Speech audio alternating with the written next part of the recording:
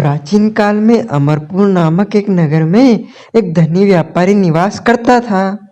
दूर दूर तक उसका व्यापार फैला हुआ था। दूर दूर तक उसके व्यापार में कोई बराबरी नहीं थी। नगर में उस व्यापारी का सभी लोग मान सम्मान करते थे।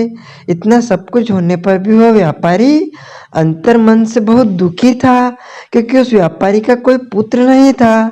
दिन रात उसे एक ही चिंता सताती रहती थी, उसकी मृत्यु के बाद उसके इतने बड़े व्यापार और धन संपत्ति को कौन संभालेगा।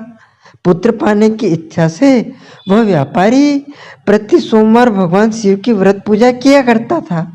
सायंकाल को व्यापारी शिव मंदिर में जाकर भगवान शिव के सामने घी का दीपक जलाया करता था।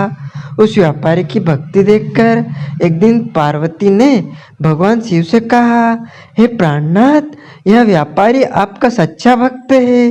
कितने दिनों से यह सोमवार का व्रत और पूजा नियमित कर रहा है। भगवान आप इस व्यापारी की मनोकामना अवश्य पूर्ण करें। भगवान शिव ने मुस्कुराते हुए कहा, हे पार्वती, इस संसार में सबको उसके कर्म के अनुसार फल की प्राप्ति होती है। प्राणी जैसा कर्म करते हैं उन्हें वैसा ही फल प्राप्त होता है। इसके बावजूद पार्वती जी ने नहीं मानी। उन्होंने आग्रह करते हुए कहा, नहीं प्राणनाथ, आपको इस व्यापारी की इच्छा पूरी करनी ही पड़ेगी। यह आपका अनन्य भक्त है, प्रति सोमवार आपका विधिवत व्रत रखता है और पूजा अर्चना के बाद आपको भोग लगाकर एक समय भोजन ग्रहण करता है। आपको इसे पुत्र प्राप्ति का वरदान देना ही होगा। पार्वती का इतना आग्रह देखकर भगवान शिव ने कहा, तुम्हारे आग्रह पर मैं इस व्यापारी को पुत्र प्राप्ति का वरदान देता हूँ, लेकिन इसका पुत्र 16 वर्ष से अधिक जीवित नहीं रहेगा। उसी रात भगवान शिव ने स्वप्न में उस व्यापारी को दर्शन देकर उसे पुत्र प्राप्ति का वरदान दिया और उसके पुत्र के 16 वर्ष तक जीवित रहने की बात भी बताई। भगवान के वरदान से व्यापारी को खुशी तो हुई, लेकिन पुत्र के अल्पायु की चिंता ने उस खुशी को नष्ट कर दिया। व्यापारी पहले की तरह सोमवार का विधिवत व्रत करता रहा। कुछ महीने पश्चात उसके घर अति सुंदर पुत्र उत्पन्न हुआ। पुत्र जन्म से व्यापारी के घर में खुशियां भर गई। बहुत धूमधाम से पुत्र जन्म का समारोह मनाया गया। व्यापारी को पुत्र जन्म की अधिक खुशी नहीं हुई, क्योंकि उसे पुत्र की अल्पायु के रहस्य का पता था। यह रहस्य घर में किसी को नहीं मालूम था। विद्वान ब्राह्मणों ने उस पुत्र का नाम अमर रखा। जब अमर 12 वर्ष का हुआ तो शिक्षा के लिए उसे वाराणसी भेजने का निश्चय हुआ। व्यापारी ने अमर के मामा दीपचंद को बुलाया और कहा कि अमर को शिक्षा प्राप्त करने के लिए वाराणसी छोड़ जाओ। अब अमर अपने मामा के साथ शिक्षा प्राप्त करने के लिए चल दिया। रास्ते में जहाँ भी अमर और दीपचंद रात्रि विश्राम के लिए ठहरते, वहीं यज्ञ करते और ब्राह्मणों को भोजन कराते। लंबी यात्रा के बाद अमर और दीपचंद एक नगर में पहुंचे। उस नगर के राजा की कन्या के विवाह की खुशी में पूरे नगर को सजाया गया था। निश्चय समय पर बारात आ गई, लेकिन वर का पिता अपने बेटे के एक आंख से काने होने के कारण बहुत चिंतित था। उसे इस बात का भय सता रहा था कि राजा को इस बात का पता चलने पर कहीं वह विवाह से इनकार ना कर दे, इससे उसकी बदनामी होगी। वर के पिता ने अमर को देखा तो उसके मस्तिष्क में एक विचार आया। उसने सोचा, क्यों ना इस लड़के को दूल्हा बनाकर राजकुमारी से विवाह करा दूं। विवाह के बाद इसको धन देकर विदा कर दूंगा और राजकुमारी को अपने नगर में ले जाऊंगा।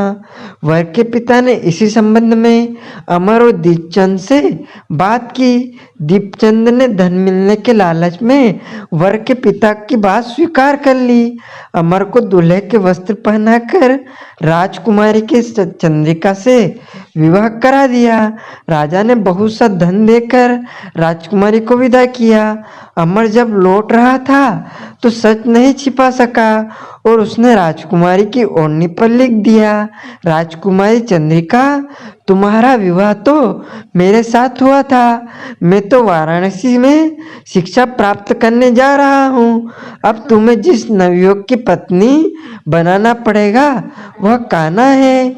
जब राजकुमारी ने अपनी ओढ़नी पर लिखा हुआ पढ़ा तो उसने कान्हे लड़के के साथ जाने से इनकार कर दिया। राजा ने सब बातें जानकर राजकुमारी को महल में रख लिया। उधर अमर अपने मामा दीपचंद के साथ वाराणसी पहुंच गया। अमर ने गुरुकुल में पढ़ना शुरू कर दिया। जब अमर की आयु 16 वर्ष पूरी हुई तो उसने एक यज्ञ किया। यज्ञ की समाप्ति पर ब्राह्मणों को भोजन कराया और खूब अन्न वस्त्र दान दिए। रात को अमर अपने शयन कक्ष में सो गया। शिव के वरदान के अनुसार शयन अवस्था में ही अमर के प्राण पखेरु उड़ गए। सूर्योदय पर मामा अमर को मृत देख रोने पीटने लगे। आसपास के लोग भी एकत्र होकर दुख प्रकट करने लगे। मामा के रोने विलाप करने पर समीप में गुजरते हुए भगवान शिव और पार्वती ने भी सुने। पार्वती जी ने भगवान से कहा, प्राणनाथ, मुझसे इसके रोने के स्वर का सहन नहीं हो रहा है। आप इस व्यक्ति के कष्ट का अवश्य दूर करें। भगवान शिव ने पार्वती जी के साथ अदृश्य रूप में समीप जाकर अमर को देखा तो पार्वती जी बोली, पार्वती, यह तो उसी व्यापारी का पुत्र है। मैंने इसे 16 वर्ष की आयु प्रदान की थी। इसकी आयु तो पूरी हो गई है। पार्वती जी ने फिर भगवान शिव से निवेदन किया, हे प्राणनाथ, आप इस लड़के को जीवित करें, नहीं तो इसके माता पिता पुत्र की मृत्यु के कारण रो रो कर अपने प्राणों को त्याग देंगे। इस लड़के का पिता तो आपका परम भक्त है, वर्षों से सोमवार का व्रत करते हुए आपको भोग लगा रहा है। पार्वती के आग्रह पर भगवान शिव ने उस लड़के को जीवित होने का वरदान दिया और कुछ ही पल में वह जीवित होकर उठ बैठा। शिक्षा समाप्त करके अमर मामा के साथ अपने नगर की ओर चल दिया। दोनों चलते हुए उसी नगर में पहुंचे जहां अमर का विवाह हुआ था। उस नगर में भी अमर ने यज्ञ का आयोजन किया। समीप से गुजरते हुए नगर के राजा ने यज्ञ का आयोजन देखा। राजा ने अमर को तुरंत पहचान लिया। यज्ञ समाप्त होने पर राजा अमर और उसके मामा को महल में ले गया और कुछ दिन उन्हें महल में रखकर बहुत सा धन वस्त्र देकर राजकुमारी के साथ विदा किया। रास्ते में सुरक्षा के लिए राजा ने बहुत से सैनिकों को भी साथ में भेजा। दीपचंद ने नगर में पहुंचते ही एक दूत को घर भेजकर अपने आगमन की सूचना भेजी। अपने बेटे अमर के जीवित वापस लौटने की सूचना से व्यापारी बहुत प्रसन्न हुआ। व्यापारी ने अपनी पत्नी के साथ स्वयं को एक कमरे में बंद कर रखा था। भूखे प्यासे रहकर व्यापारी और उसकी पत्नी बेटे की प्रतीक्षा कर रहे थे। उन्होंने प्रतिज्ञा कर रखी थी कि यदि उन्हें अपने बेटे की मृत्यु का समाचार मिला तो अपने प्राणों को त्याग देंगे। व्यापारी अपनी पत्नी और मित्रों के साथ नगर के द्वार पर पहुंचा। अपने बेटे के विवाह का समाचार सुनकर पुत्रवधू राजकुमारी चंद्रिका को देखकर उसकी खुश का ठिकाना न रहा। उसी रात भगवान शिव ने व्यापारी के स्वप्न में आकर कहा, हे श्रेष्ठी, मैंने तेरे सोमवार के व्रत करने और व्रत कथा सुनने से प्रसन्न होकर तेरे पुत्र को लंबी आयु प्रदान की है। व्यापारी बहुत प्रसन्न हुआ। सोमवार का व्रत करने से व्यापारी के घर में खुशियां लौट आई।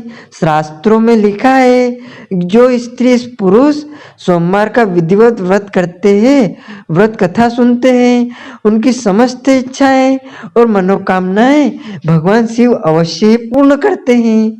पावन सोमवार का व्रत करने से व्यापारी के घर में खुशियां लौट आई। बोलिए शंकर भगवान की जय, पार्वती मैया की जय। अच्युतं केशवं रामनारायणं श्रीकृष्ण दामोदरं वासुदेवं भजे श्रीधरं माधवं गोपिकावल्लभं श्रीजानकीनायकं श्रीरामचन्द्रं भजे जानकी मनोहरं सर्वलोकनायकं श्रीशङ्करादिसेवितं पुण्यनामकीर्तनम् श्रीराम राम राम राम राम नामदायकं रामकृष्ण वासुदेवा भक्ति मुक्तिदायकं रामकृष्ण वासुदेवा भक्ति मुक्तिदायकं। बोलिए शंकर भगवान की जय, पार्वती मैया की जय, गजानन गणपति महाराज की जय। धर्म की जय हो, अधर्म का नाश हो, प्राणियों में सद्भावना हो, विश्व का कल्याण हो। गौ माता की जय हो, सनातन धर्म की जय हो, नगर वस्ती की जय हो, आज के आनंद की जय हो, कल के आनंद की जय हो। ओम नमः पार्वती पदे हर हर महादेव हर। भक्तजनों, माताओं, बहनों, आप सभी से अनुरोध है, इस ज्ञानवर्धक वीडियो को अधिक से अधिक शेयर कीजिएगा, लाइक कीजिएगा तथा कमेंट में हर हर महादेव, माता पार्वती की जय, ओम नमः शिवाय अवश्य बोलिएगा। आपको और आपके पूरे परिवार को सादर जय श्री कृष्ण, हर हर महादेव।